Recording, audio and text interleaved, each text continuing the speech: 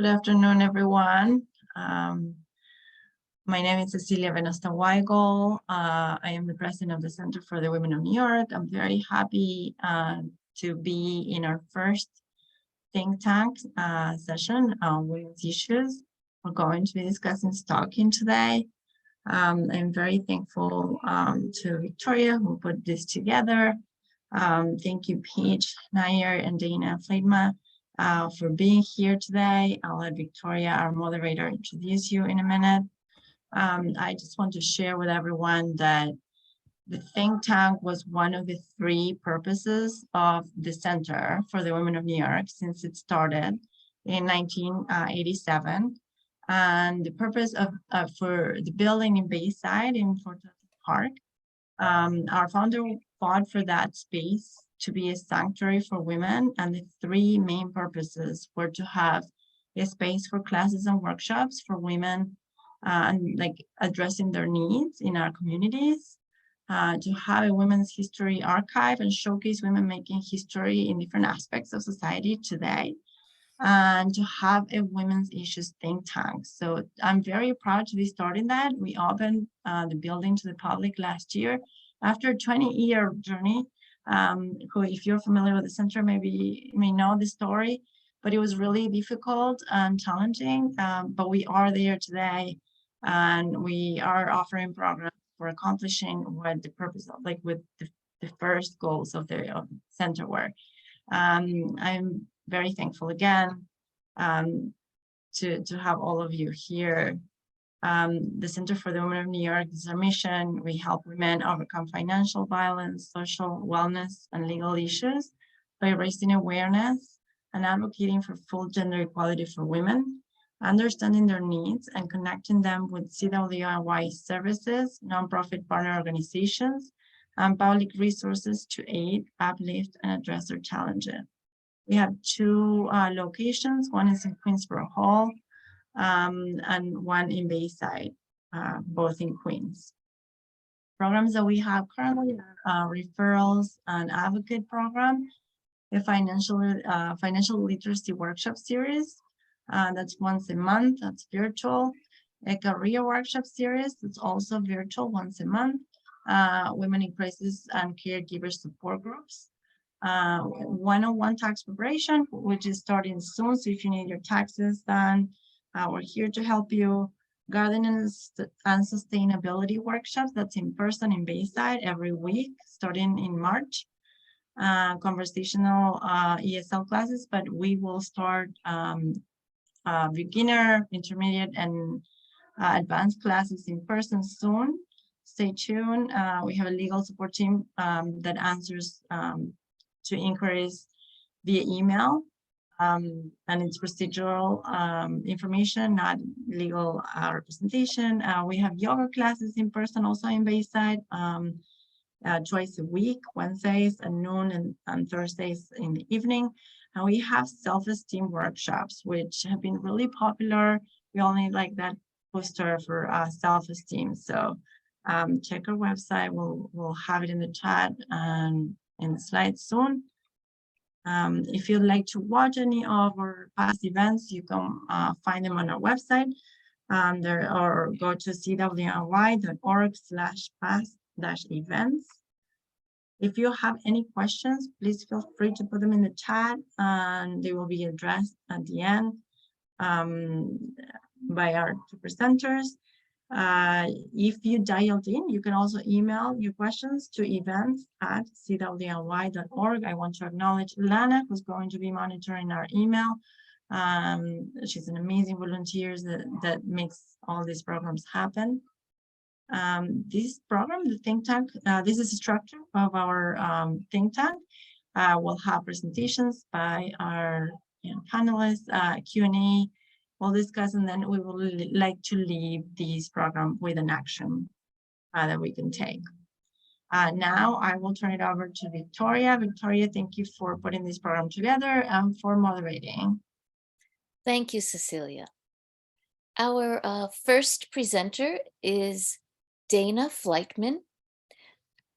She is a training and awareness specialist with Stalking Prevention Awareness and Resource Center, also known as SPARC, S-P-A-R-C, since 2018. In her role as training and awareness specialist, she provides training and technical assistance to multidisciplinary professionals across the country on recognizing and responding to stalking. Dana is a skilled trainer who leads in-person and online workshops on topics including stalking behaviors and dynamics, stalking on campuses, the use of technology to stalk, risk assessment, and safety planning. Please welcome Dana Fleitman. Right, thank you, Victoria and Cecilia, and thank you all so much for joining and taking some time to learn a little bit more about stalking today. Like Victoria said, my name is Dana Fleitman. I'm from the Stalking Prevention, Awareness, and Resource Center, or SPARC, a project of Equitas. We are the funded by the Office on Violence Against Women, and we are the technical assistance provider on stalking. And so I'm going to share some slides with you today just to kind of help me explain a little bit about the fundamentals of what stalking is and why it's so important and why we should care about this, especially because I know that the folks joining are coming from a variety of different women's organizations focused on different causes. And the reality is that stalking really intersects with just about every facet of a victim's life and livelihood. Stalking is one of the 4 major crimes under the Violence Against Women Act. It's domestic violence, sexual assault, dating violence, and stalking. But it's always kind of written as like and stalking. Like we almost called our website andstalking.org because so often it's an afterthought in our field and it's like, oh yeah, and stalking, we kind of do that too. But the reality is that stalking's prevalent, it's criminal, it's traumatic, it's dangerous, and it's something that's really not addressed by many programs and resources the way that it needs to be with the urgency that it deserves. So my hope is that by the end of this session, look, you're the ones on the ground doing the work that you do and the programs that are important. You know how to do what you do. My hope is just that you kind of move that and stalking a little more to the beginning of the sentence and see the work that you're doing through that lens with some other opportunities to incorporate stalking response and awareness into the programs that you're already leading. All right, so I'm going to share my screen here. So why learn about stalking besides, well, it's one of those 4 Violence Against Women Act crimes. Stalking is a really important thing to understand. It is criminal, it is traumatic, and it is dangerous. So stalking is criminal. It's a crime in all 50 states, including, of course, the state of New York. And I know that Paige will talk about your statute in a little bit more depth a little later in the session. But it's a crime not only in New York, but in every state and territory in the United States. It's a crime at the federal level, on tribal lands, and in the military justice system. If you work with campuses, it also will be violate campus policy code, right, on through Clery Act and Title IX. So it might be a misdemeanor or a felony, depending on your jurisdiction and the situation, but it is a crime across the board. A lot of folks don't realize that stalking's actually criminal. And so you have victims saying, well, what, should I call the police because somebody keeps ringing my doorbell or driving by my home? And of course, a lot goes into a victim's decision to engage with our criminal justice system or not. But a lot of victims don't even realize that's an option because they don't recognize what's going on is criminal on its own face. So stalking is criminal and it is traumatic. So many stalking victims experience mental health issues that can be short-term to lifelong, particularly anxiety, depression, and post-traumatic stress disorder. And if you think about that, what we call anticipatory fear, that sense of waiting for the other shoe to drop. We have stalking survivors feel like that sometimes for years, this sense that I never know when they'll come back, that I knew the day that, probation or parole ended, they'd call me, and they did. That I know it's the anniversary and they might pop right up again, right? And then they do. So rather than a traumatic event we can heal from, it can be recurring and constantly reinforcing. And so you could imagine the kind of toll that would take and the kind of hypervigilance that often results. In fact, the average duration of a stalking case, not the high end, the average duration is 2 years, and 10% of cases last 5 years or more. And so a stalking case can last from one afternoon to an entire lifetime. There's a huge variety, but you can imagine the kind of toll that sort of looking over your shoulder would take over time and the kind of impacts that can have. Many stalking victims lose time from work. 1 in 8 lose some time, about half of those lose 5 days or more. And stalking victims are typically not a protected class of worker. And so, for folks who are working more on the financial side of things, if a stalking victim goes to their supervisor and says, hey, here's what's going on, so could I switch shifts or not answer the reception phone, the supervisor can accommodate them, or typically they could fire them and they'll have no recourse because they're not a protected class of worker. And so we see stalking victims losing their job because of that lack of accommodation, as well as, of course, interference from the stalker, right? They slashed my tires, I can't drive to work. They're standing outside the restaurant, I'm not going to go in and work the shift, right? And quite a few relocate. So this really shocked me when I learned this, that 1 in 7 stalking victims move. So think how annoying it is to move when you want to move, right? Even if you're excited about moving and it's a positive thing in your life, it's expensive, it's stressful. It's not something you do because someone's sort of annoying you. We have 1 in 7 victims relocating to get away from these offenders. It's always good to hear from survivors in their own words. Here's one who said, it's not easy to describe the fear you have when you see the stalker or signs of the stalker everywhere you go. I have given up all hopes of ever having a safe life. For the rest of my life, I will be looking over my shoulder, expecting to see him there. And I like this quote because it illustrates what so many stalking survivors have said to me, the sense that it's never really over and the kind of toll that that takes. And stalking is dangerous. It often co-occurs with physical assault and sexual violence, including but not limited to rape. 1 in 5 stalkers use weapons to threaten or to directly harm their victims. And in 76% of intimate partner femicides, so that's murder of a female partner by a male partner, and 76% of completed and 85% of attempted, there was stalking the year prior to that murder or attempted murder. And yet so often these stalking behaviors are dismissed and minimized as, oh, it's texting, it's following, it may be annoying, but no one's really getting hurt here. And that's simply not true. In fact, this wonderful researcher we work with, Patrick Brady, went so far as to say that stalking is homicide in slow motion. These behaviors and tactics adding up and escalating over time. Now, I'm not saying every stalking case escalates to the point of homicide or extreme violence, right? That's not accurate. What I am saying is that every week I read cases of homicide, attempted homicide, violence, attempted violence. And at that point, responders are looking backwards and saying, oh, look, there's this whole history of stalking victimization. Often that was reported from multiple sources, but was not handled with the urgency that it really needed. In fact, the most common use of the criminal justice system prior to intimate partner homicide was reporting partner stalking. So victims, yes, sure, it's underreported, but even when victims are reporting it, it's not being handled with the urgency that it really deserves. And we don't want that, right? We don't want to wait for violence and look backwards and say, oh, look, it turns out there was stalking all along, right? No, we want to identify the stalking while it's happening and intervene then, because stalking is one of the few victimizations that actually gives us that opportunity, where early identification and intervention can help prevent further trauma, violence, and possibly even death.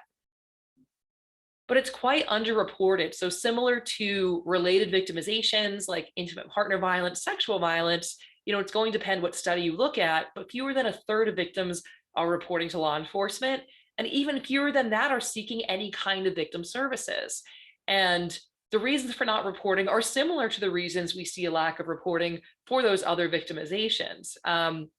We see many victims who are embarrassed or ashamed, who don't know where to go for help, who might blame themselves. And with stalking, we see a lot of minimization. There's a fear that the responder will minimize it, right? I'll call them and they'll say I'm crazy, or they'll think I'm overreacting. But we also see victims doing that themselves because of the messages they've received. So that sense of maybe I am overreacting, maybe I'm being overdramatic, I don't want to waste anyone's time, I don't want to get anyone in trouble, so that kind of minimization. We also know with stalking, it can be hard to prove, and we often expect victims to come with their documentation log and a bunch of screenshots and all this stuff. And all of that's great. It's really helpful from a criminal justice perspective, but it can also be quite burdensome for victims. And so they might feel like, what's the point if I can't prove what's happened? Well, of course, many victims also just distrust our criminal justice system. So that wouldn't be, their first go-to anyways. But with victim services as well, we're not seeing victims reach out. And I think some of that is just not knowing where to go. And even if they do reach out, our victim service providers don't always necessarily have the resources to specifically help stalking victims. So in terms of what is stalking exactly, there's your behavioral definition and there's your statute. I know Paige is going to go, oh, your statute. It's important to know both because you want to know when something is stalking behavior, right? Because that's going to help you best help your victim, get them to the right safety planning resource, and figure out kind of where to go from there and recognize the urgency and risk. Whether or not they also go through the criminal justice process and there's a stalking charge, those are like separate important tracks, right? But you still want to make sure that you're identifying that stalking behaviorally so that you can help the victim understand what's going on. So behaviorally, stalking is, and again, there's both, right? Stalking is a pattern of behavior directed at a specific person that would cause a reasonable person to feel fear for their safety or the safety of others, or to suffer substantial emotional distress.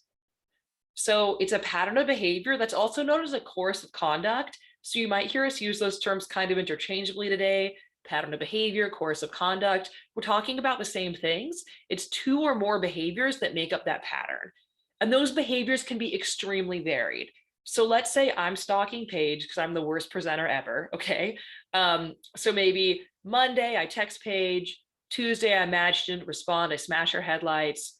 Wednesday, I feel bad about that, so I send her flowers.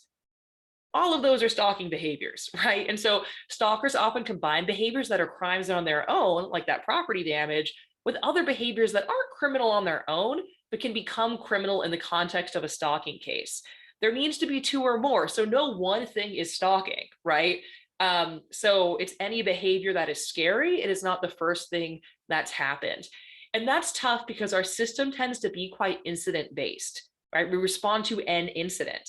And so in whatever capacity you might be working with a stalking survivor, whether it's as a victim advocate or even just as a friend or someone they trust and told, if someone's telling you about an upsetting incident, take a step back and think, is this an isolated incident? Is it part of a bigger pattern of behavior?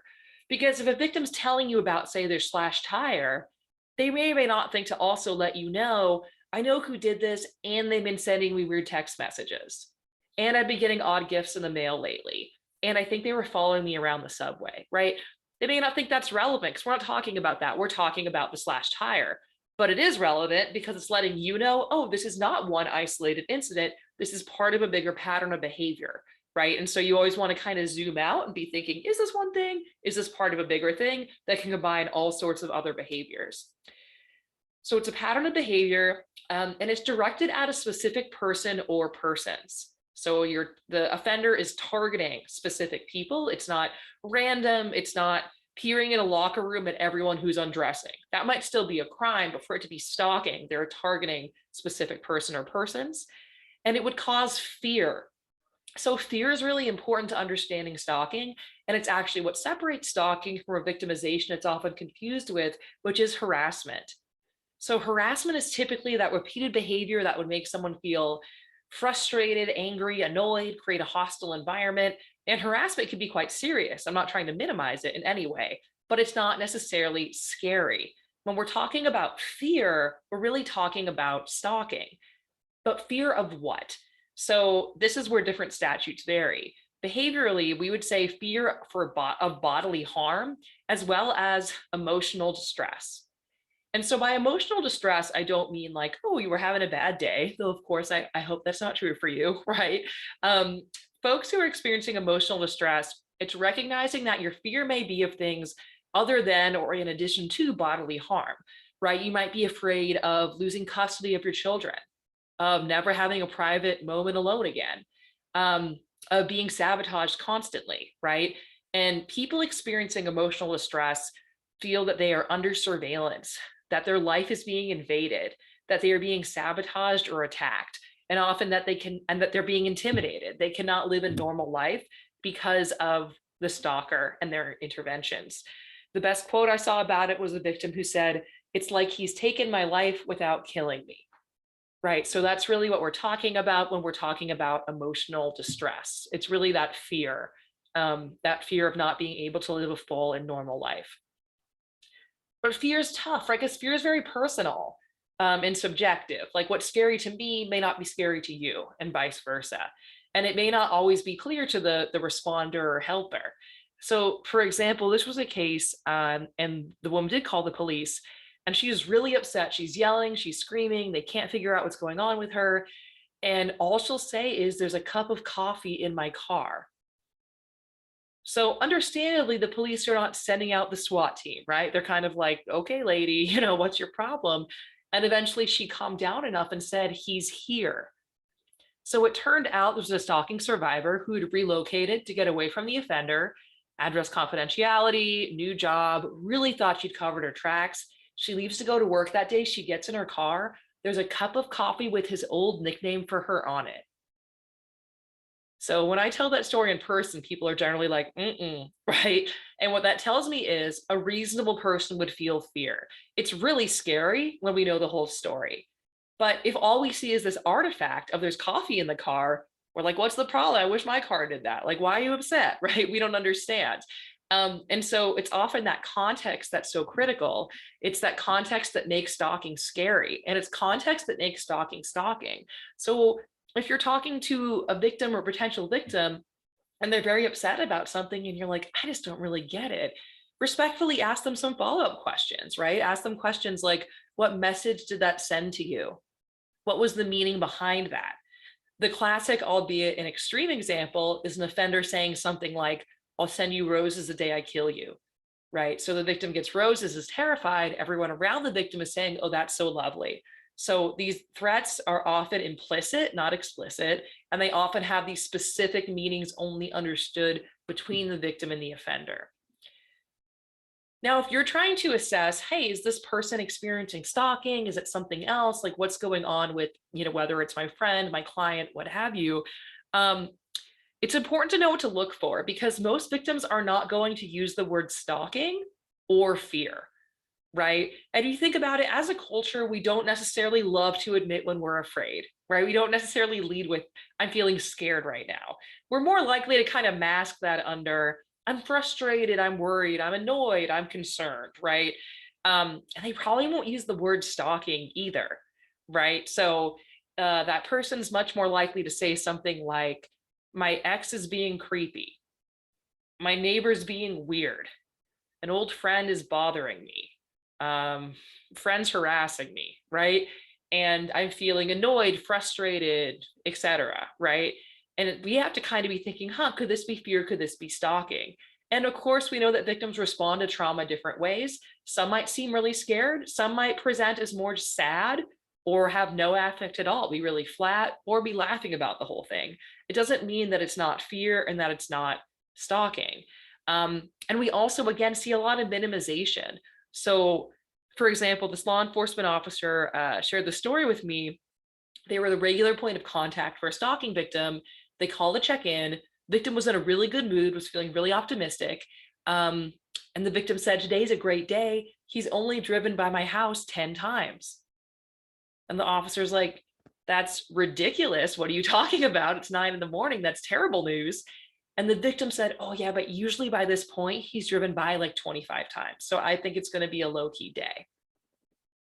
So it's not that this victim's unreasonable, right? But she is responding to repeated trauma by normalizing what to most of us would be really scary. And that's where behaviorally that reasonable person standard is kind of helpful, because if you have a victim saying, "Oh no, it's fine that they're in all my accounts and they follow me everywhere and they're always doing this stuff, just as long as they don't bother my kids," right? You can kind of take a step back and be like, is it? Would most of us think that's fine? Or could that be scary, right? Another helpful way to assess for fear is ask the victim what they've changed as a result of the stalking behavior. Because I've had victims say, "I'm not afraid of them, but I left their picture with front desk security at my apartment complex, and I changed my routes. I'm taking a different subway than I used to take. I bought some pepper spray. I don't go out alone at night anymore. Okay, so those aren't things you do when someone's kind of annoying you, right? To me, those kinds of changes indicate a higher level of fear or distress. And I'm not saying victims should or should not make those changes. I'm just saying many of them do. Most victims take some kind of self-protective action. And so asking them what they've done can also help you assess, how bothered does this person seem to be, and what kind of changes might they be making? So in terms of stalking prevalence, and it's extremely prevalent victimization, this is new data from the CDC that came out last year, showing that nearly 1 in 3 women and 1 in 6 men experience stalking in their lifetimes. So if you're familiar with the data around sexual assault and or domestic violence, it's pretty similar. Most of that showing around somewhere between 1 in 3 and 1 in 5 women experiencing sexual assault or domestic violence. And so stalking is right up there. And I'll also say that, I do training on stalking all across the country for different kinds of professionals. And I usually start by asking folks, is this the first time you've had the opportunity to attend a training specifically on the topic of stalking? And usually it's half to the whole room raising their hands, including really seasoned professionals in our field doing great work every day. And that's not a reflection on them as professionals, but it is a reflection that this is very undertrained and under-resourced in the domestic violence and the broader kind of social services field, right? There's no national stalking hotline. There are few, if any, standalone stalking crisis services, right? Everything kind of falls under domestic violence or sexual assault. And that's not wrong, but it is incomplete, because if I'm being stalked by, say, an estranged friend, where do I go? Well, you'd probably end up at a domestic violence service provider, but that's not very intuitive. And so it's really, really under-resourced, and yet so prevalent, and something that the victims, survivors, clients, friends, et cetera, that you're helping are experiencing at similar rates to those other victimizations that we hear about much more. Still, there's certainly much more work to do on those as well, so don't get me wrong. But also, if you think about just our general public discourse, the Me Too movement, kind of the way that we talk about sexual violence and intimate partner violence, stalking hasn't really come along with that, and we don't hear it mentioned quite as much. And so that's one thing that we can do that can make a huge difference, is just to name stalking more and to include it in conversations about those issues and in those spaces. So I'll say too, we know people of all gender identities experience stalking victimization, absolutely. This is the best available national data. That's why I'm repeating it this way. But we know from some campus studies that our gender nonconforming folks tend to have higher rates than our cisgender individuals. And our sexual minorities experience higher rates on average. In particular, lesbian women, gay men, and bisexual women experience higher rates than our heterosexual population. So if I look for pictures of stalking, which I do because I'm fun, okay? This is the kind of stuff I get. So as you can see, it's a lot of alleyways, strangers, hoodies, masks, this kind of lurking stranger vibe. And this is very much the public myth about what stalking is. When you think stalker, this is what a lot of people are thinking. And this can happen, right? There can be stalkers who are strangers who become randomly fixated with someone. People also often think about celebrity stalkers, like someone delusional who crashes into the Kardashians' house or something. Or they think about a secret admirer stalker sending them, ransom style notes because they're still buying magazines for some reason. And so all those things can and do happen, but they're by far the minority of cases. And that's important because when most people think stalking, this is what they're thinking of. And so you have victims saying things like, oh, that's not a stalker. That's just my ex having a hard time getting over things, right? Because this is what they're looking for. And when their experience doesn't match this cultural myth about stalking, they probably won't call it stalking. And that's a problem because on average, the vast majority of victims and offenders know each other, right?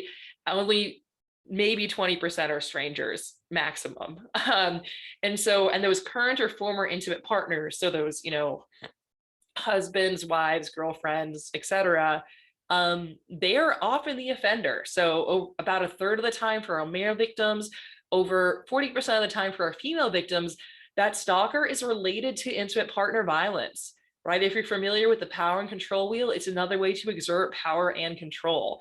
They are engaging in behaviors like surveillance. They're contacting their partner excessively. They're following them.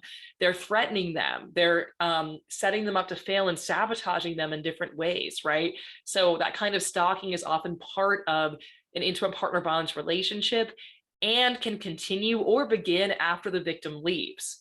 So when we think about victims trying to leave an abusive relationship, it's often stalking that brings them back to it, because that stalker abuser is still continuing to contact them to exert that power and control. But I want to make the point too that, okay, so a big piece of this is related to intimate partner violence. That's important. But an even bigger piece of it is not then, right? Stalkers may also be acquaintances. That's our biggest category. They could be a brief encounter, like, oh, I think they work at that coffee shop. They're a friend of a friend. I met them at a party once. They could be a family member or a person of authority, like a supervisor, a professor, law enforcement officer, immigration officer, someone with some kind of power over the victim. So I encourage you to think about, in whatever programs that I know you're sitting in different spaces, but are you including stalking response and identification in whatever ways are appropriate for your agency? And are you including it for everyone, intimate partner and not? Because if I'm being stalked by an estranged friend, I'm probably not going to pick up the phone and call family violence services, right? Like, why would that occur to me? But that's actually where the help is located. And it's not intuitive. And so we have a checklist on our website of some questions you can ask to be the most popular person at your next staff meeting, with questions like, hey, like, is the word stalking on your website? You know, how are you screening folks for stalking? Do you have clear partners that are addressing stalking, et cetera? And some of them are pretty low hanging fruit, and some of them are a little bit more challenging, but all important ways to build that in. Last thing I'll say here is just there's so many different stalking behaviors. I think this is a helpful framework for thinking about all of them, that stalking can include surveillance, and we often see that imagery, right, with the binoculars or the property tags, but it's not the only thing.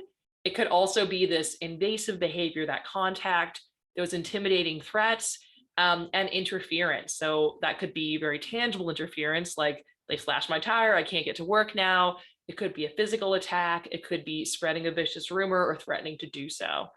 Oh, here's a checklist I talked about. So if folks want to use that. So as you might have guessed, I can go on and on about stalking forever. I will see the floor here in just a second. But I do want to just encourage folks to check out our website at SPARC. We're at, here, I think I had it right at the beginning, actually, stalkingawareness.org. And so something that you can do to help. So our job at SPARC is to help the helpers, right? We don't do direct services. We help victim service providers and criminal justice professionals who are helping victims. So we help by providing training, tools, resources, et cetera. So if you are or know practitioners, so that could be social workers, mental health, law enforcement, victim services, we have a lot of guidance and training on our website they can access. If you do any kind of community or campus education on, say, healthy relationships, or bystander intervention or consent, we want you to be talking about stalking as well. And so we have programs on our website that you can just pick up and lead with videos and slides and scripts. We have discussion guides on the Netflix show You, and other ways to get people talking stalking without you having to reinvent the wheel. We have victim resources that you can share with victims. For example, these brochures you can order from us for free in English and Spanish on understanding stalking. You can put your local agency information here. So if you have something to hand your victim of domestic or sexual violence, make sure you have something for your stalking victim as well. We also have infographics, fact sheets, etc., and webinars. So if this has made you interested in stalking, which I hope it does, and you want to learn more, we have recorded webinars on our website, and we can also do more training by request. You can request a training. We're also on social at Follow Us Legally. And we have a newsletter. As an anti-stalking organization, we will not contact you excessively or without your consent. So you have to actually opt in to our newsletter. So thanks so much for all of your work and for your attention, and thanks for having me.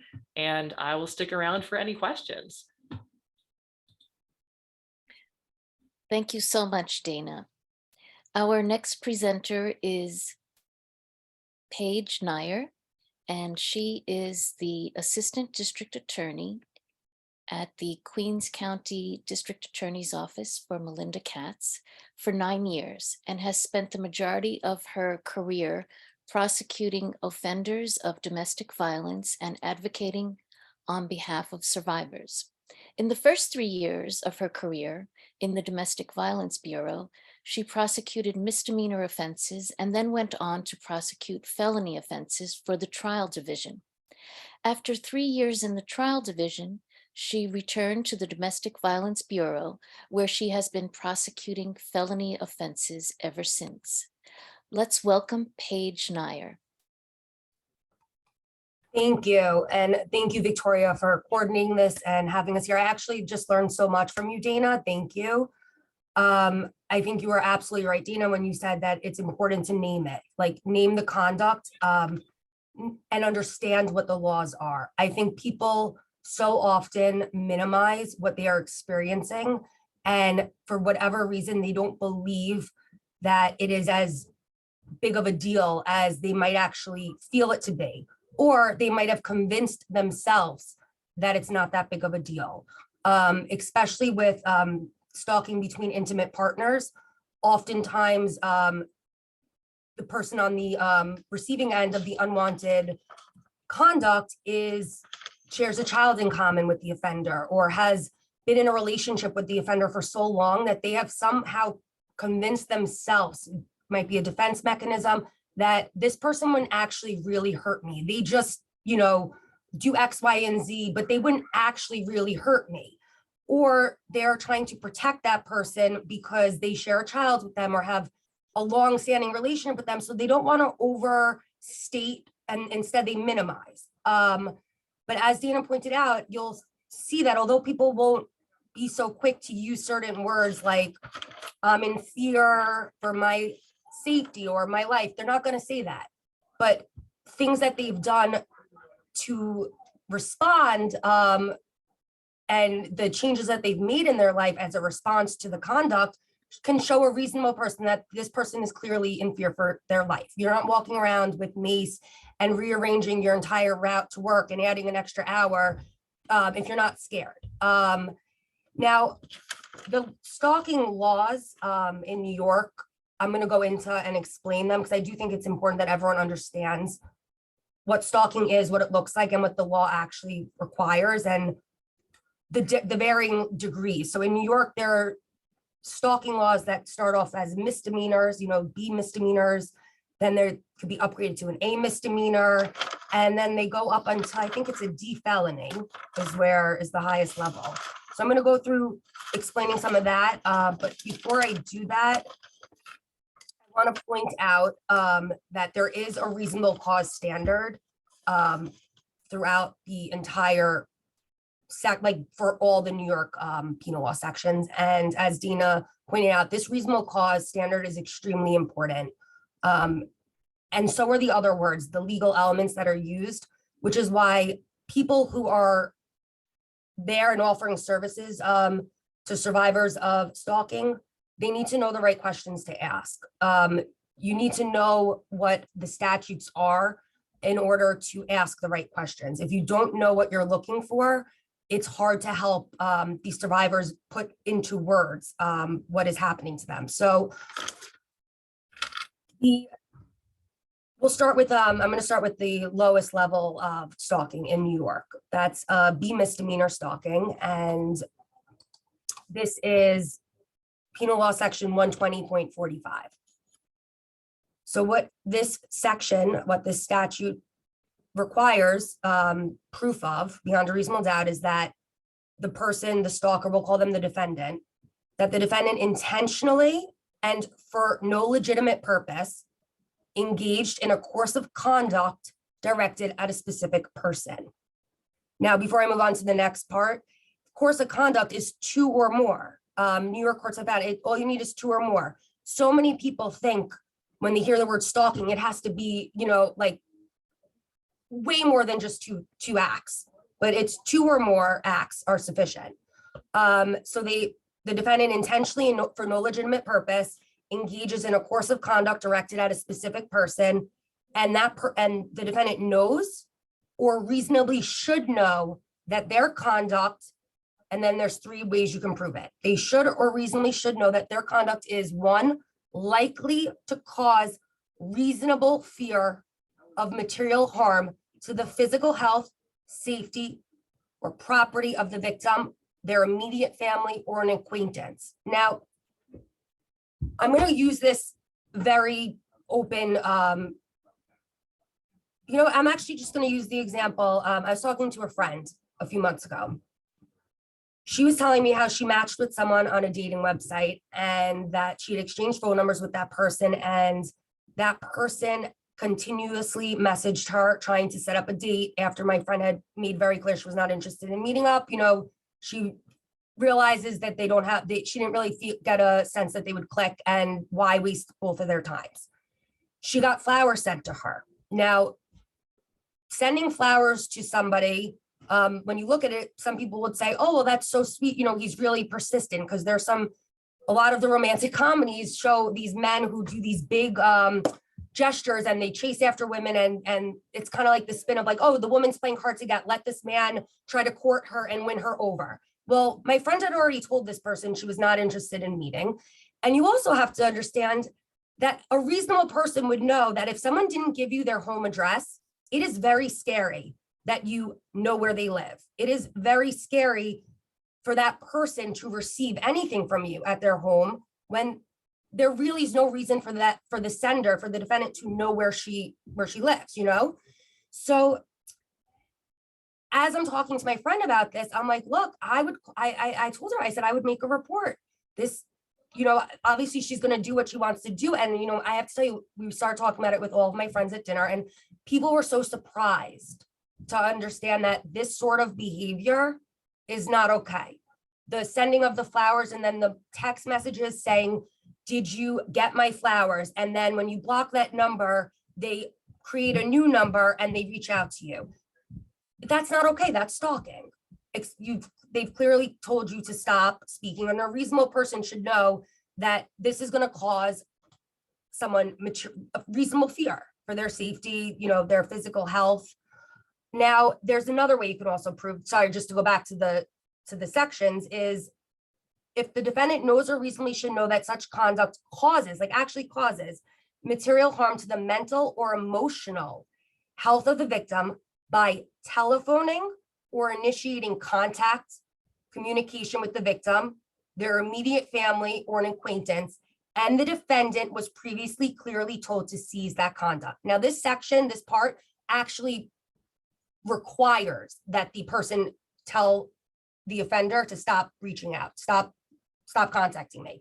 And this, if you look at this section, this is something where if someone is just calling you repeatedly, so this one allows for just phone calls repeated. You know what I'm talking about? There doesn't have to be any other conduct. There doesn't have to be any showing up. And I think that this is an important way that the law has evolved to reflect things that might have not been thought about, many, many years ago, but now things are done through, text messaging, telephone calling. So this is any telephoning or like computer emailing contact, as the person had clearly told them to seize that contact, and the offender knows or reasonably should know that it's causing that person, the receiver, to experience mental or emotional harm.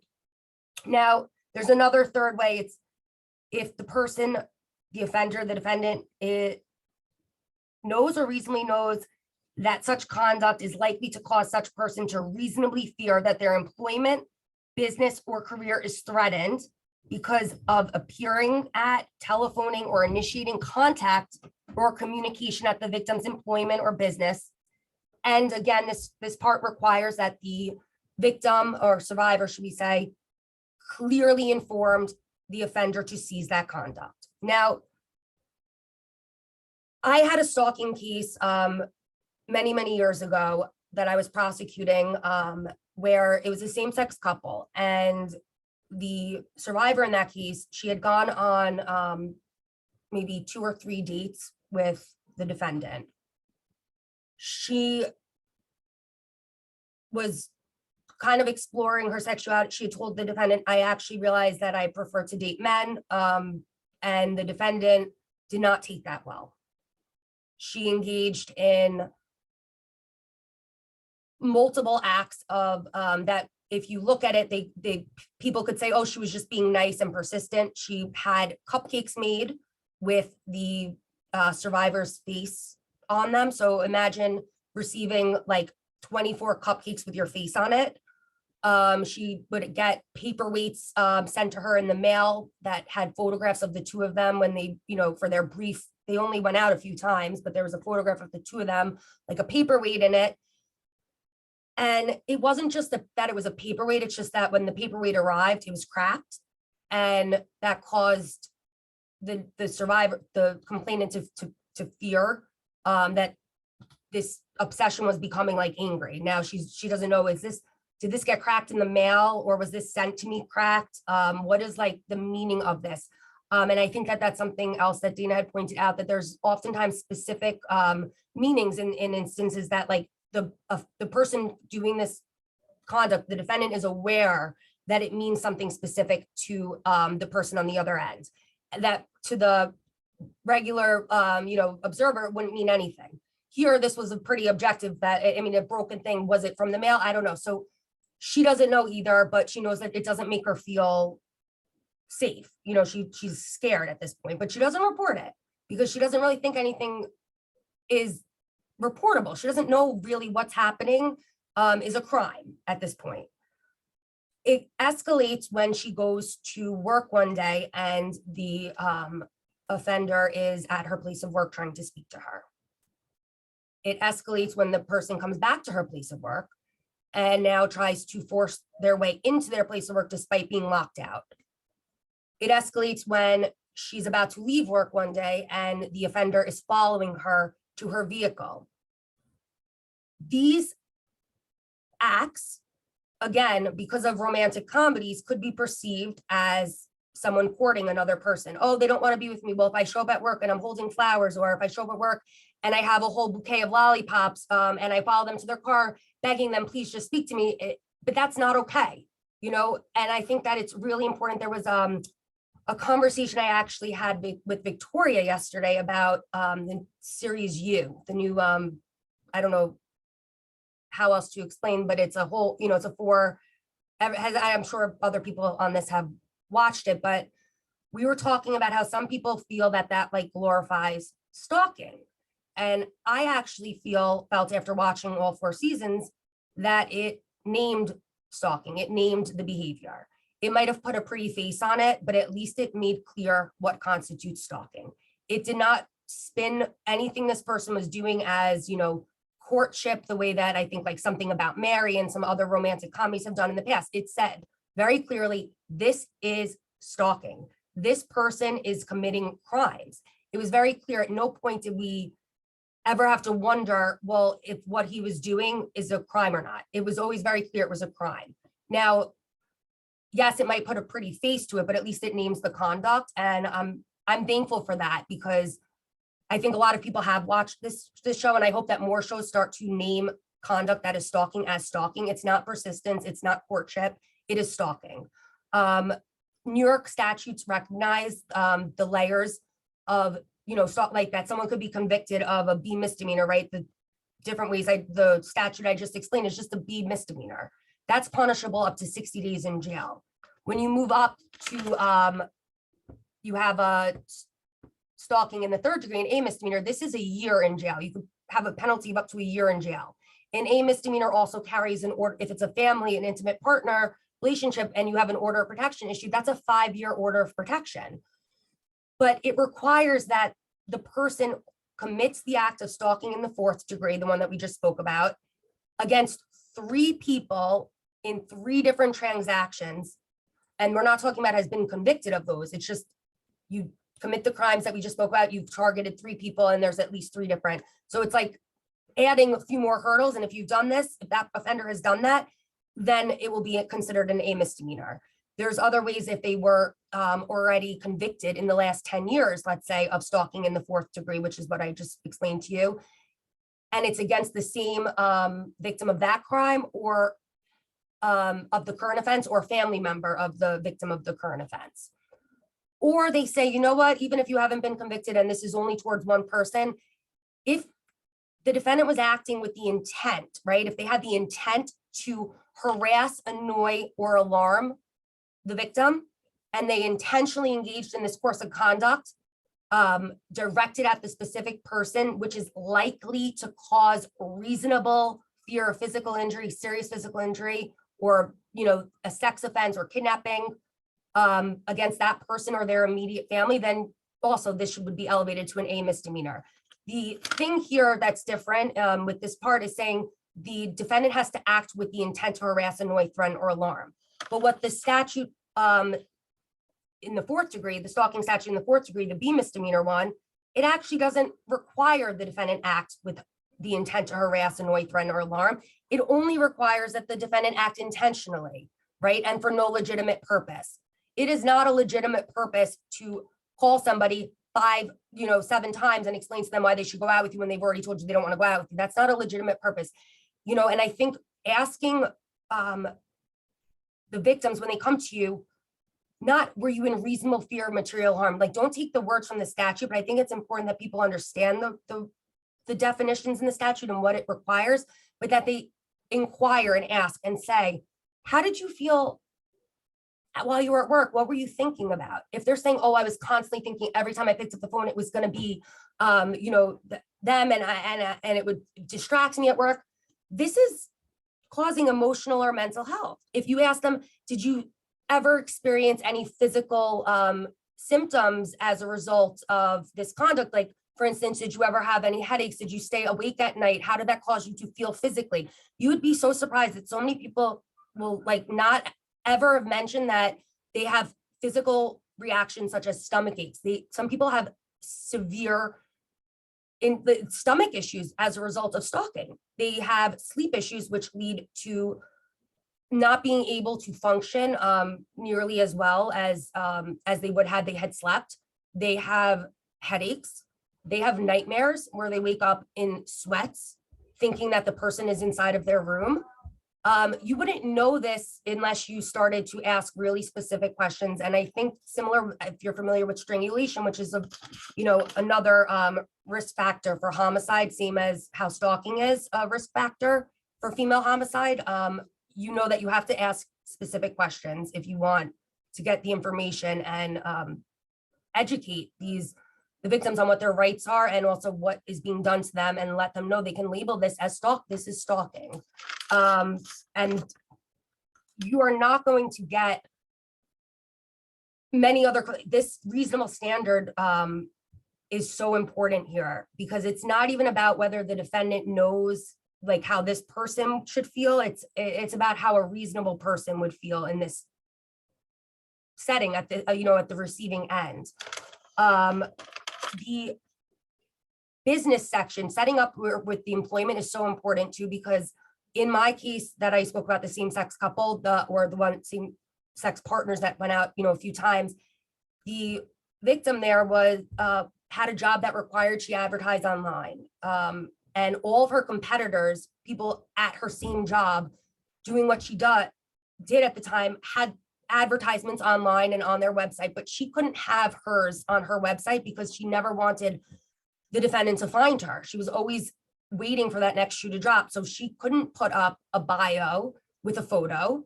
She had to do things so differently. My friend in the story that I had just shared about the receiving all those messages from the dating apps, she wasn't going to change her phone number, right? Because that's like a big life thing. And I have to say, I understand it because I actually, working with survivors of domestic violence and of stalking here, it doesn't amaze me anymore to understand that having someone relocate is a big deal, okay? That is uprooting your life, but it's sometimes necessary. There are lots of victims where they've survived and they're like, I need to move for my family's safety, for my own well-being, mental and emotional. I'm going to do it. It's not convenient, but I know that it's what needs to be done. And they move, they relocate. But if you ask that person to change their cell phone number, No, no.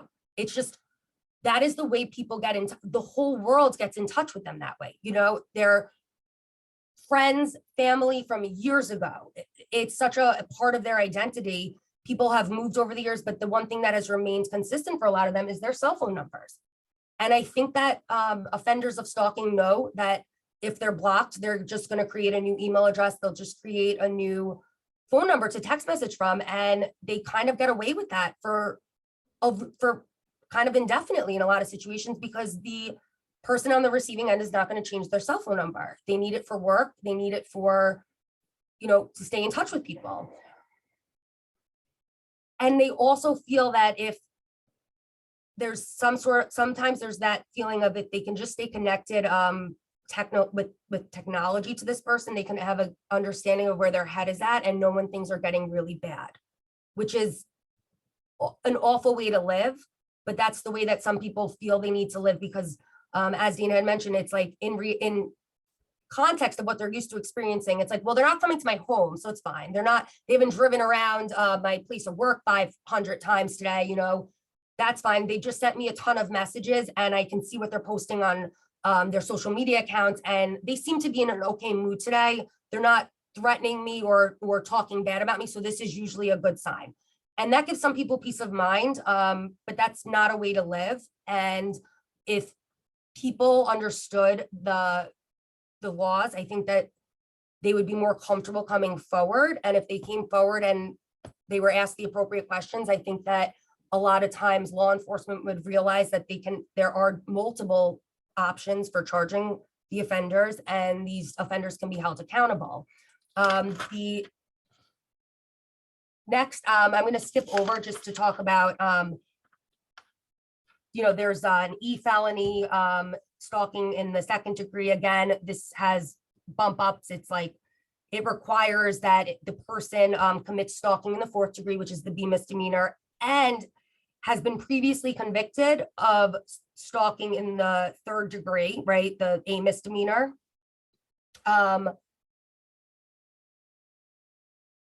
Which, you know, in the last 10 years, or the person who's doing the stalking is 21 years old and the victim is under 14. That would be an E felony, okay? You have other levels that go up to the D felony. So this is stalking in the first degree. And again, it's, you commit one of the other crimes of stalking subsection 3. I'm not going to like list through it all the sections and ways, but it also then requires that you intentionally or recklessly cause physical injury. So basically, if you've committed some of the other stalking statutes, and during that, while committing that, you intentionally or recklessly caused physical injury, you can be charged with a D felony. A D felony is, depending on your record, is punishable by obviously a lot more time in jail than misdemeanors. They oftentimes, if you have prior felonies, they have mandatory minimums in New York. So you have, you know, let's say that there is a prior felony conviction. You know, they could have just for instance, you could have a mandatory minimum, let's say that's 2 to 4 years in jail, or a maximum of 3.5 to 7 years in jail on the D felony stalking. So I think it's important to name it, know the behavior, know that it constitutes a crime, and have people who are, you know, in New York, I can say, you know, I'm speaking in general now, but in New York, we have a coordinated approach to preventing stalking. It's called the CAPS program. It's because stalking is, it's a lethality factor in identifying and preventing homicide. We have programs set up. We work with the mayor's office and the NYPD, the DA's office works with these organizations. We all come together at the Family Justice Center. There are a number of services available through this CAPS program to survivors of stalking. They get first dibs, like they get priority. If you are a survivor of stalking, you are going to get priority access to relocating, to safety planning. If they don't want to relocate, and we can, you know, we help them feel the safest they can in their homes, whether that be with installing an alarm system, a new door, or a safety button that they can press that is a little bit different than just calling 911. We have ways of early identification. This actually does prevent injury and fatality, because whether the victims of stalking want to admit it to themselves or not, it is usually escalating over time. And unfortunately, it's one of the, as you stated, Dina, it's one of the big, I want to say I don't want to misstate the percent, but 76% of female homicide victims experience stalking by an intimate partner before they were killed. Now, that's also, you have to remember, that's only if they reported it. We only know of that if they reported it. And as we all just, spoke about, it's oftentimes not reported because they don't even understand that it's a crime what's happening to them. So it is a lethality factor. The laws have definitely started to, even the orders of protection that are issued now, whether it's an intimate partner or strangers, the order of protections now understand that there are different ways of stalking. There's GPS stalking. There's so many things that technological advances that have been made that allow people to intrude in other people's lives, but also to track their other people's lives. Whether it's sticking a geotag, this is something that you can stick on a car, you can stick it in someone's backpack. This geotag is going to let the person who is tracking you know exactly where your backpack is or where your car is at all times. iPhone, I don't know, Apple has this amazing thing. It's not just on the iPhone, it's also with an iPad, where if your cell phone detects a geotag near it for more than like a few minutes, and the person who's tracking that geotag, who has access to that geotag, is not within like a few feet of you, it will alert you. It will let you know on your phone or on your iPad, hey, you have a geotag, or if this isn't you, or if this one, and you need to unplug it, like here, this is how you deactivate it. And there are steps you can take to protect, but that's just one thing that, Apple has chosen to do for the iPhone and the iPad. I'm not sure about other phone, does anyone know if other phone companies are doing that? I don't know, but I know that Apple does that. And that's something that has helped a lot of survivors in my case become aware of unwanted tracking. But the orders of protection now specifically state, so you have all these different boxes to check off. They specifically state refrain from remotely controlling, monitoring, or otherwise interfering with any electronic device or other object affecting the home, vehicle, or property of a protected person. We have people who say that their TV is turning off and on constantly. And, that is so annoying, but it happens. It is something people do.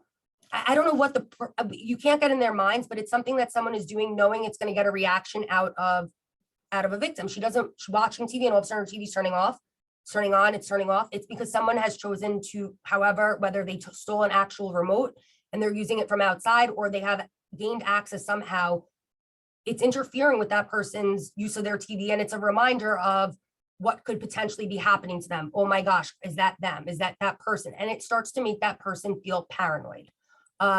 There's ways to access now, especially in domestic, intimate partner relationships. They share phone accounts a lot of the times. They don't know that they have Find My iPhone, that the other person has activated it so that they can actually follow their whereabouts. They don't know that about some apps that have been downloaded. And I think everyone should be aware here, knowing the ways that people can be tracked, and finding professionals that can assist in detecting and seeing if this is happening is really important. I know that the Family Justice Center in Queens, there's the Cornell Tech has a program. It's a volunteer-based program. It's a clinic to end tech abuse. And if our survivors, think that they're being monitored, they give their phone over. We do a referral to Cornell's clinic, and they will go through the phone, and they do their thing, they're trained at, but it's a volunteer base, so the resources are limited. But I think if there could be more availability of services like that, people would no longer have like these unwanted interferences that are happening through technology, like their Instagram accounts or even Netflix. People are using Netflix now. They're changing profile names to communicate because they have access to that. Anything that it could be an Amazon account.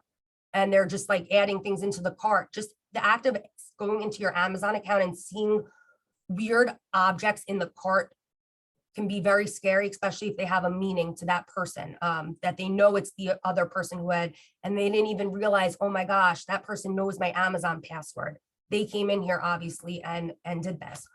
So just understanding what constitutes stalking and the types of questions to ask. And I think making sure that everyone has resources to help, like whether they have the ability to recommend someone who could assist them with safety planning, relocation, or that can assist them in going through their technology, or if they think their car is being tracked, that can assist them in sweeping the car and seeing if there is actually a tracker on the car and that is capable of removing that tracker. I think that would go a long way in preventing stalking, especially if we could stop it early on before it escalates and you know, moves up. I think my time is up, but if anyone has any questions. Well, thank you both so much, Paige and Dana. This was so informative. And the reason why the center chose this topic is because it is under-resourced and underreported. So we thank you for shining a light on it. We look forward to the questions coming from the audience and to your responses, and to then forming a plan on how we at the center can take action with our organization partners. So again, thank you so very, very much for wonderful, wonderful presentations on a very serious topic that needs to be addressed. So now let's see. And let me add, Victoria, like it's been amazing. I personally have a million questions and I'm amazed at the wealth of information that you both shared. It helps us and it helps our organization to do a better job. We definitely receive many phone calls that even though like we know it is wrong when we share resources, this helps me at least, and I don't want to speak for others. I mean, I know Victoria and like people who answer our phone have more experience, but stalking, that will never leave my mind right now, and it will never not be present when talking to someone that needs help. And as the two of you were talking, all these conversations we had with women kept coming to my mind. I'm like, that was it. And so thank you. I really appreciate it. And I want you to know now that what you've shared will help many people in the future. But go ahead, Victoria, didn't mean to interrupt. Well, I would first like to share a valuable resource in New York City that could be a model, Dana, for other cities that you service with your training. The New York City Commission on Human Rights, we had the director speak at our sexual harassment career series workshop. And he enlightened us so much about the protections in New York City that, of course, add to our Queens District Attorney's Office presentation. And we thank you so much for all the statutes. And I think we're going to add those, Cecilia, to our website. We need the exact statute wording to help victims.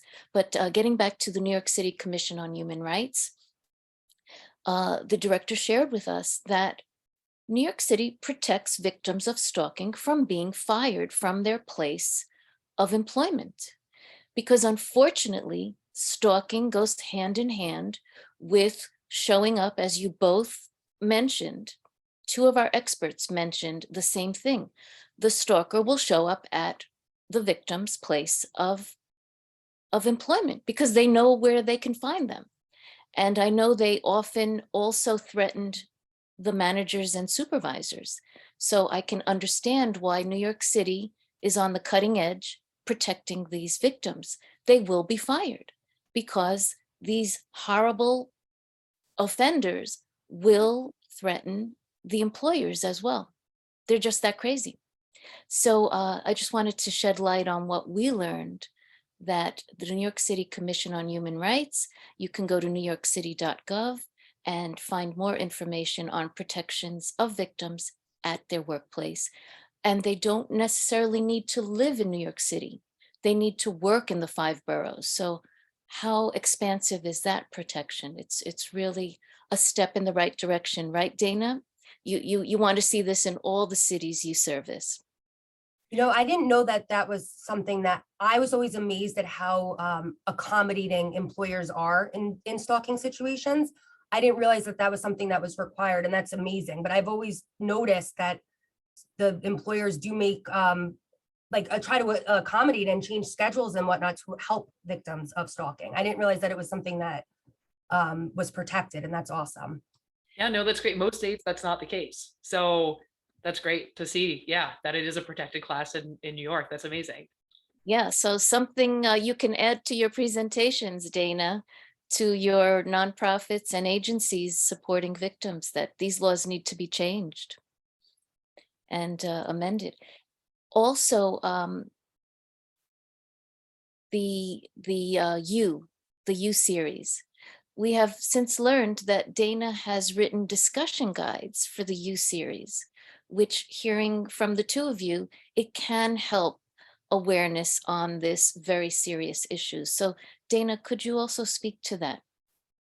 Sure. I think I love what Paige said about the media normalization of stalking. I think it's really interesting. And it's also a great engagement strategy for any public awareness programs to kind of start there with, we call that media literacy, right? Like kind of reading, what are the messages I'm getting about this? And there's a lot of really problematic ones on stalking. And I actually completely agree with Paige's conclusion here. People always ask me what I think about the show You. And you know, we see stalking misrepresented so many different ways in our media, big picture. It's sometimes shown as romantic, like she mentioned. You know, we see it in our romantic films, and it's got to get the girl, and she's leaving, so I'm going to the airport, but the plane left, so now I'm going to Paris. And you know, it usually works, and it's shown as really romantic. But it's not only those stories, it's also shown as funny quite a bit, where it's like in our sitcoms and our cartoons where you have that character that's popping up like, oh, there they are again, you know, and they don't understand boundaries. Like if you think about like SpongeBob, will not leave Squidward alone, right? So that kind of, there's no harm there that is shown in that series, but it's that character that just like won't stop. Or it's shown as kind of like heroic. So if you think about our superhero movies, you know, Spider-Man's got to watch over the city. He's got to watch Mary Jane. So if she gets in trouble, he can swoop in and save her. Well, what do our offenders say? They say things like, well, I trust you. I don't trust the people around you. That's why I have to watch all the time to make sure I can keep you safe. It fits right into that hero narrative. Or it's shown as kind of sexy and edgy, like, ooh, they went there, right? And it's like, know who went there? 1 in 3 women and 1 in 6 men. And they did not want to go there. It's a really common victimization. So of those, I'd kind of put You in that last category where it's more of a thriller, right? And of those, I like to see stalking in a horror movie or in a thriller because I'm like, yeah, it's scary. I agree with Paige. I think it's actually a lot more dangerous when we show it in a romantic film and it creates a fantasy of a well-intentioned, usually male protagonist stalker who has good intentions, who's a good guy, who's just doing the right things to get the girl. And it creates this fake myth about that's what stalking is, that it's well-intentioned, attractive people after a meet cute or something who are just trying to, you know, think you're really special and want to prove it to you. When in reality, stalkers are usually people we know that we do not want anything to do with, who are ignoring many explicit or implicit requests to leave us alone, who want to scare us and are often violent in nature, right? And so I don't think the media is responsible for stalking, but I do think it miseducates us on what stalking is and isn't, and creates this fantasy that's not being countered by other actual information. And if you think about even like sexual assault, if you see an episode of television that shows a sexual violence, often something comes up at the end that's like, hey, if you're experiencing sexual violence, call this hotline. We don't have that for stalking. Right. And so there's really just this complete lack of the real information to counter this sort of mountain of falsehood. So with You specifically, I also see it as an opportunity to engage with people because it's really popular. It is definitely about stalking. And while there are people who do really, glorify the protagonist, Joe. Like the show knows he's a stalker who's creepy, you know, like the writers know that. It's not being shown as romantic, and it kind of plays with those tropes because he'll say things like, oh, guys in romantic comedies are always getting away with stuff like this. And that kind of invites the audience to think, huh, are they? And why is this different? And is it even different? You know? And so, yeah, I always joke, if you want to watch the show, but then not have fun, I have discussion guides on all 3 seasons, and we have a combined shorter one too, and we post about it a decent amount, but they've actually been very popular programs on college campuses, especially. And it's not mad at the show. You know, it's coming from a place of, okay, we're watching the show. What can this teach us about real stalking victimization? It's not coming from a place of we need to problematize everything that's happened in the show. And I think that's important with all media literacy. It's no one piece of media's fault that this is happening, right? It's the cumulative effect of this misinformation. So I always say, you know, people like what you like, that's fine. Like doesn't make you bad if you like that show or entertained or whatever, that's totally fine. It's just recognize it's contributing to some misinformation, right?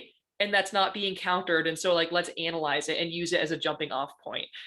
So yeah, obviously I'm biased because I wrote them, but I think they're good, right? So I recommend those discussion guides as a good point of discussion. We take all the behaviors he does and talk about, hey, like, is this real? How often does this happen in real life? I just wrote a post about the new season where, spoiler alert, Joe's now a victim of stalking and some of his coping strategies. And is this something that real stalking victims do, and does it work or not? So we really try to use it as an opportunity to engage with folks. That being said, critiques of the show are super valid. Like there's nothing wrong with people saying this glorifies this, it's not really educating about it, etc. Like those are all valid critiques. But from my perspective as an awareness educator, I'm kind of seeing it as a jumping off point to talk about it in more detail. And if you're interested in media literacy, like I said, those are free on our website. We also have slides on media and stalking generally, on the fantasy versus reality of stalking. I also have a playlist of all songs that normalize stalking behavior that I usually play at trainings or during breaks. And so it's like 3 hours long, and we've had groups do like karaoke events where they sing them and then talk about the lyrics and all that kind of stuff. So there's lots of, it's a rich area, I think, to mine that I think is really fun and interesting. So definitely encourage that kind of programming and thought. Well, Thank you so much. And if you don't mind me, Victor, I know you have questions from people. Well, I just wanted to comment on what Dana, well, I'm definitely going to watch the show now. I can now go and watch it. But it makes me think of youth, right? Like what I'm hearing over and over in this conversation, that there's a lack of awareness and education, right? And like, because we're a women's organization, and I know stalking affects everyone, but obviously the percentages are higher in, you know, in women who are victims. It reminds me of, like, there's so many topics, right, that are misrepresented and are like nutrition, or like, you know, like the physical aspect of us. And I have 3 daughters, and like all the message, like, that makes me, of course, think about all the messaging. I don't know, like, I guess it's a question. Is there any, like per se, like when my kids started playing with Barbies, we started like making jokes, and like, yes, you can have fun and be aware of it. And like now they say, oh, like these poor Barbies need a sandwich, right? Because they're too skinny and whatever. Like, is there anything, any direction in which you would be like, if there were youth in your audience right now, would you tell them, like, look here, look there? Is there anything? And this goes to both of you, because the messaging is not necessarily, it doesn't represent reality, like from the media. I mean, I think what I would tell youth, and what I hope that programs, I'm always encouraging youth programs to incorporate stalking more. Again, if we're talking about consent education, if we're talking about healthy relationships, we're talking about bystander intervention, we should be incorporating stalking into those conversations. And we have some guidance for how to do that on our website as well. We have stuff like that. But I think the thing is really to trust one's instincts. Like, I think there's a lot of minimization, and that's not unique to youth, but I'd say maybe especially with our younger folks who really want to give the stalker the benefit of the doubt, and maybe I'm overreacting and maybe this. And it's like, look, if you feel uncomfortable, it's probably because someone's pressing up against a boundary. And you should honor that and think, okay, do I feel safe to voice that? If you can voice it and they're like, oh, sorry, and back off, great. But if you're afraid to voice it, or if you do, they buckle down, now we're really in unhealthy or even abusive territory, right? And so if you're uncomfortable, I think it's also acknowledging the complexity, right? Because sometimes I see it framed to youth just like excessive texting is stalking. And it's like, kind of, but also if you text your friends a lot and that's fine, and you know that's fine, then now we've kind of discredited the whole message, because like it's more complicated than that. It's like contacting someone more than they want to be contacted when that should have been clear, and you're uncomfortable and they're not picking up on the social cue or getting the message when you've told them, and you're not sure when they'll stop or when they'll leave you alone or what else they're going to do. That's stalking, right? And so I think we have some activities like that too, where we have behaviors you can sort out, like, is this romantic pursuit going badly? Is this bullying, or is it stalking, right? And kind of, it's really, a lot of times it's not just about the behavior, it's about the context of the behavior. So I think acknowledging that and not being shaming around technology and norms, because a lot of young folks, they share passwords, they are digital natives, they're using technology differently than we might. So I think it's not saying that that's bad and is stalking, but it's saying within that context, what are your boundaries? What is reasonable to share, what is not? And if you're uncomfortable, how can you honor that, identify that, and voice that? So, I mean, I know we're low on time, so obviously there's more to say there, but I think to me, that's the framework, is being a little more thoughtful about all that. I think making sure, especially younger people, understand that trusting their own gut and their common sense is what's paramount to anything. It doesn't matter what messaging you've received. I think as long as they are really solid in that, I don't feel comfortable, and they're able to express that and act on that and honor that. I think that is like the most important thing for young people to understand, that there's a reason that they don't feel comfortable, and whether they think that it's normal or reasonable for them, it doesn't matter, because if they're not comfortable, they're not comfortable. And I think that's where, with this, like, if you have excessive text messaging, if you tell the person to no longer message you and that person doesn't respect it, even if you've had a history of always being in like in a text message, like a novel, you know, where you come back and you have novels from them and you were fine with it at one point, the second you become not fine with it and you explain that and relay that to that person, if they are not respecting you and your wishes afterwards, that's a problem. And I think people need to be comfortable saying that. And another thing is, if you had to block that person and they are still reaching out to you, that person knows they were blocked. They couldn't reach to you on one number, so they are using another number. There's no reason to feel as though that person didn't get the message. They got the message and they ignored it. And that's important that everyone be clear on that. Thank you so much, Paige. I know Victoria has a question. Yes, it's about technology. Paige mentioned yesterday in a conversation, and I'd love for you to revisit it, that at the Family Justice Center, there is support for removal of stalking technology from a victim's devices. And that is a wonderful support that New York City offers these victims. So if you could just package that for us so they can have access to it. So this is through the Cornell Tech, their clinic to end tech abuse. It, again, like I said, it's a limited capacity, and it's for people who are experiencing technological abuse. It helps them, the victims, when they're referred to Cornell Tech, it helps the victims figure out what it is that is happening on their phones. Again, this is just on devices. You oftentimes have to leave. I think they are required to leave their device with Cornell Tech for like 24 hours, which can be problematic to some people, and some people then choose to not go forward with it. But it's Cornell Tech, is my understanding, is that they educate the victims on possible ways that abusers might access their accounts after they've seen the accounts that are available. It's how abusers might be accessing their devices or accounts, especially with Apple devices, Android phones, Facebook, Instagram, TikTok, any laptops. They can educate on like location tracking via electronic means.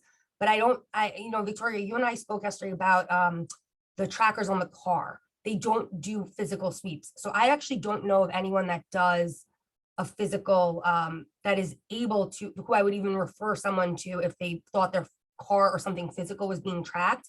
But as I said, with if you have an iPhone, I know for sure you can set up so that your phone, you get notified like immediately if someone else's Find My iPhone device is tracking with you. I don't know too much about like the inner workings of what Cornell Tech does. I just know that they are that they have a volunteer-based service where people are trained. It's a lot of times it's like college students, I believe, that are trained and able to. They volunteer and they're good with what else? Let me see. They have like, they make sure like privacy settings are set on certain like social media apps. They have free, they can offer free licenses for Norton antivirus or Delete Me. If their information is showing up on like a Google search page, they can set up so that it's a free, you know, a free subscription, like a license to have these things that help protect private information. They educate on security implication of shared devices, especially if you have like seen, if you share children, a lot of times there's an iPad that's going back and forth between two homes and the other person can be tracking you. I don't want to speak to like technical essence of it, but my understanding is that they can take your phone and make sure that you're aware of ways that you could be monitored from what they see on your phone and help you prevent it and get rid of that. Well, Could I just add, I just wanted to add, yeah, I think Cornell, they're an amazing resource and they're so great. And it's amazing that it's in New York. And there's a couple others to look at for information, like the National Network to End Domestic Violence tech safety team called Safety Net. There's NTAB, which is technology abuse. That means, but there's no one-stop shop for all of technology, right? And this stuff is evolving or devolving quickly. And, you know, there's no, so like Apple has something that will notify you if there's a certain kind of AirTag following you for a certain amount of time with some degree of accuracy. Like, so it's like, there's no foolproof, like we will find it, you know?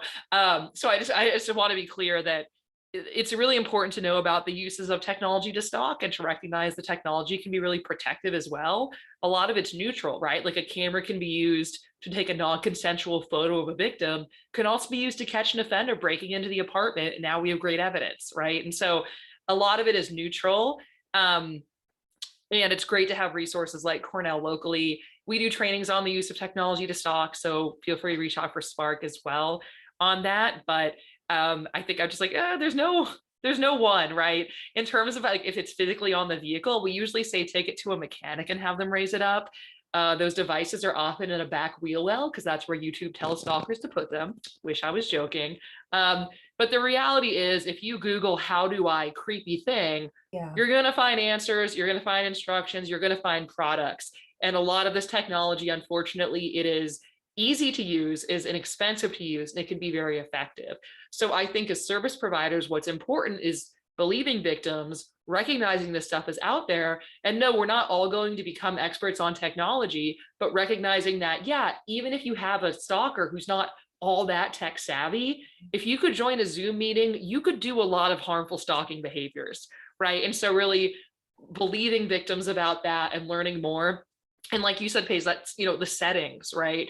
Our settings are not intuitive. And so I'm not saying victims should share everything or should never share anything, right? It's up to victims what they want to share and be in control of that, but they should know what they're sharing. And a lot of the setting defaults are not things we would necessarily choose. Like if you use Venmo, it automatically shows how much you're paying your friends. Most of us wouldn't choose that on purpose. It's just like what it does, right? You can turn it off, but that's the automatic. And so for every application, there's stuff like that an offender might be misusing to track that person. And so just making sure that you're aware of what you're sharing, that you're comfortable with it, and mindful of it, as well as knowing about, you know, those property tags, the GPS, et cetera, and the resources available. So obviously there's lots to say about tech. Most stalkers are using tech as well.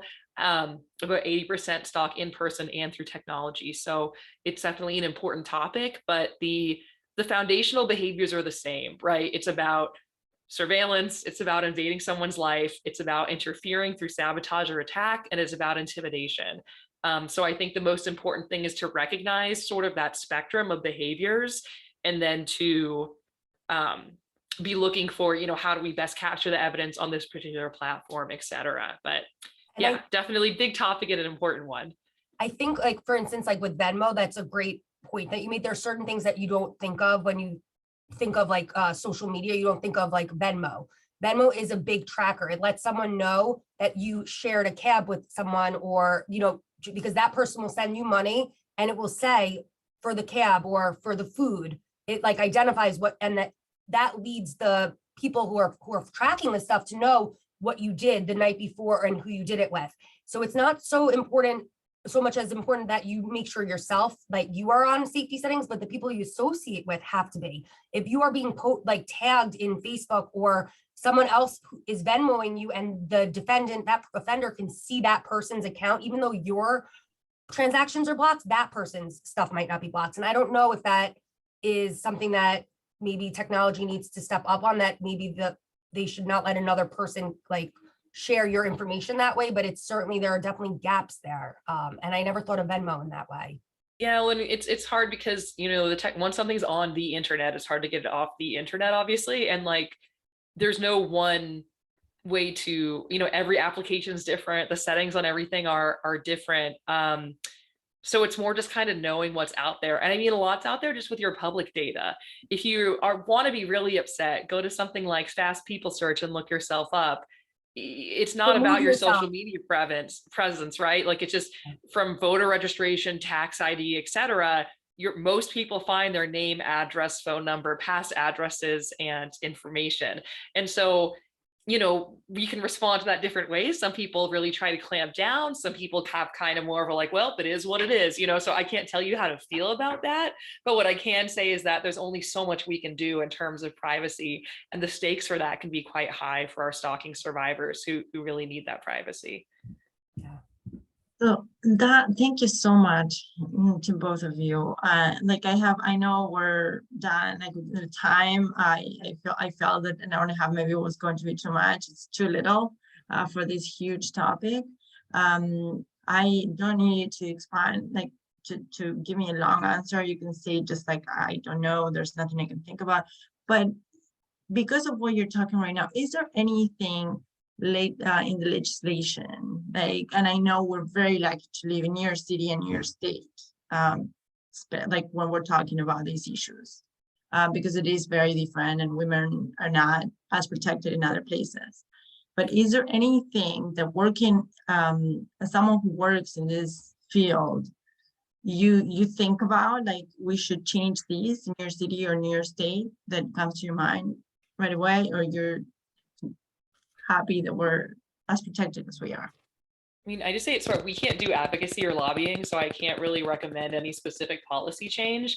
I would say that when we're talking about like holding offenders accountable, it's much easier in a state that has a broader stalking statute, right? And so some statutes are quite narrow, where, you know, Paige is talking about, hey, it includes emotional distress. And what Paige also mentioned is that when there's a subsequent offense, it can be an aggravating factor. It moves up to a felony. So when they do it again, you know, there's more and more consequences, but that baseline stalking is pretty inclusive of a lot of things. Some states, that's not true. Some states, it's like, there has to be a credible threat of imminent harm. That was like, it's like really, really narrow and hard to get. It's hard to get the convictions everywhere. So I'm not trying to minimize that, but some places the statutes are like so narrow.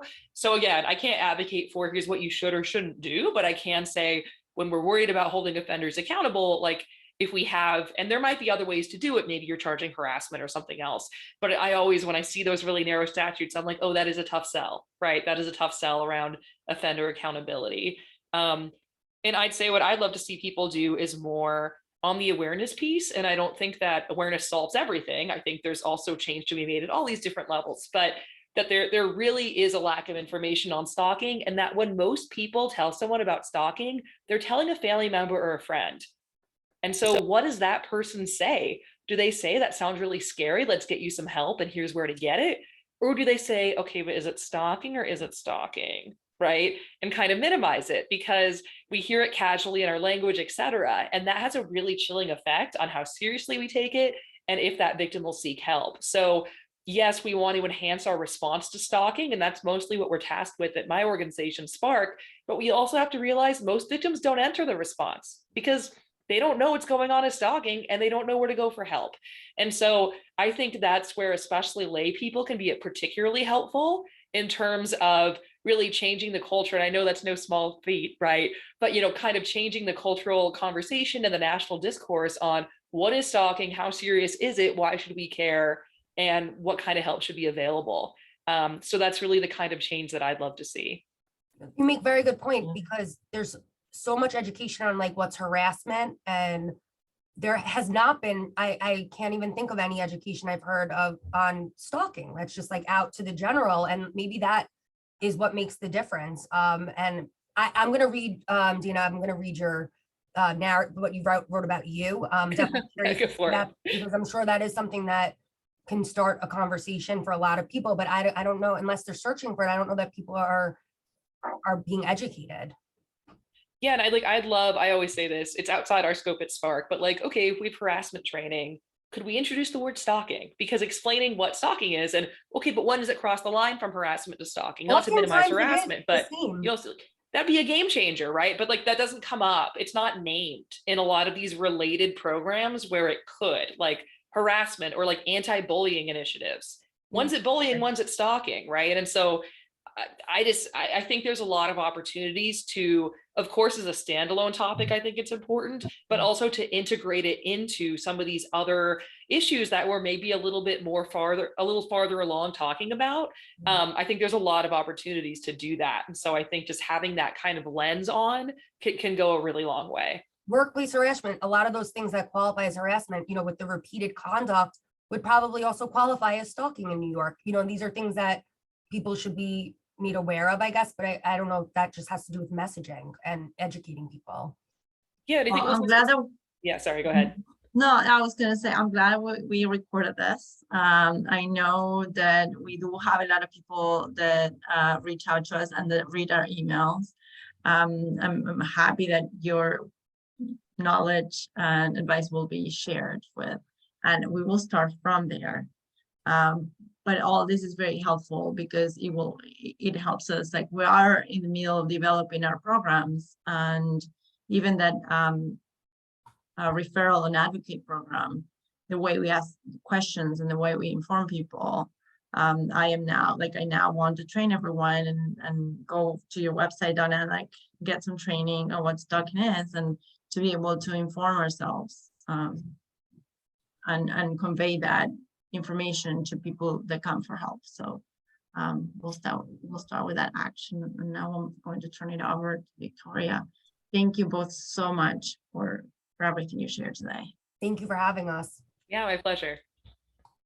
And to add to Cecilia's take action, I'm hearing loud and clear from both of you that victims need to know more about how their own technology is being used against them. And I know several attorneys and another organization, Stop Stalking Us, they brought up something that victims need to save those text messages, not delete them.